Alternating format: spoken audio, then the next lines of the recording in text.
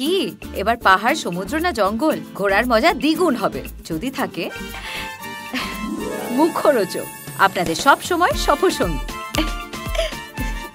মুখরোচক আপনাদের ভালোবাসায় জড়িয়ে ৭৫ বছর পেরিয়ে আমার সাথে ফ্রেন্ডশিপ করবে?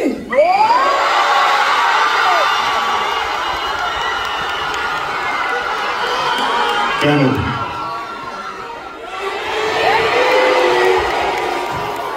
এমনি এমনি? আচ্ছা আচ্ছা, বুঝতে পেরেছি। তার মানে এমনিটা এমনি এমনি না, এমনিটা এখান থেকেই এসেছে। এবার বুঝতে পেরেছি আমরা। Okay, thank you so much. Akashvani Kolkata, শুরু হচ্ছে মহিলা মহল। উপস্থাপনা ও প্রযোজনায় বেলা দে। এমনিটা এখান থেকে আসেনি, এমনিটা এমনি এমনি আসেনি। আমাকে বাড়ি ফিরতে হবে। না, কিছু কিছু মানুষকে আমি ধন্যবাদ জানাতে চাই। প্রথমেই আমার পরিচালক কৌশিক গাঙ্গুলি। 2015-তে আমি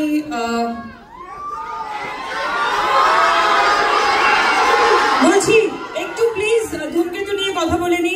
আচ্ছা, শর্টেই বলে দিই, কৌশিক দা, রানা দা, দেব, অফকোর্স যে সময় আমাকে এই ছবিটা অফার করেছিলে তোমরা, সেই সময় থেকেই হয়তো আমার এই অভিনয়ের জার্নিটা শুরু হয়। এবং ইটস আ বিউটিফুল মুভি। 14ই অগস্ট থেকে তোমাদের কাছে আসছে। আর এটাই বলতে চাই যে এই 9 বছরে সবকিছুর একটা নির্দিষ্ট সময় থাকে, ধূমকেতুরও একটা নির্দিষ্ট সময় এসেছে, সেটা রিলিজ হচ্ছে। আর স্পেশালি অ্যাবাউট মি অ্যান্ড দেব, আমরা দুজনে কখনোই এফার্ট দিইনি আমাদের জুটিটাকে বাঁচিয়ে রাখার, কিন্তু আমাদের জুটিটা বেঁচে থেকেছে তোমাদের ভালোবাসায়, তোমাদের অনুভূতিতে।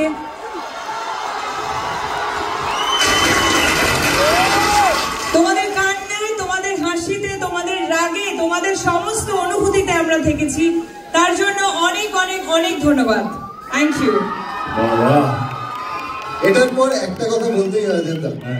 আমরা আমাদের জন্মের আগে থেকে দেখেছি, আমার মা বাবার কাছে শুনেছি, আমরা সবাই উত্তম কুমার এবং সুচিত্রা সেনের জুটি নিয়ে কথা বলতাম। ওনারা একসাথে প্রচুর সিনেমা করেছে। তারপরে আমরা দেখেছি বোম্বাদা আর ঋতুপর্ণা সেনগুপ্ত, ওনারাও 50-60টা সিনেমা একসাথে করেছে।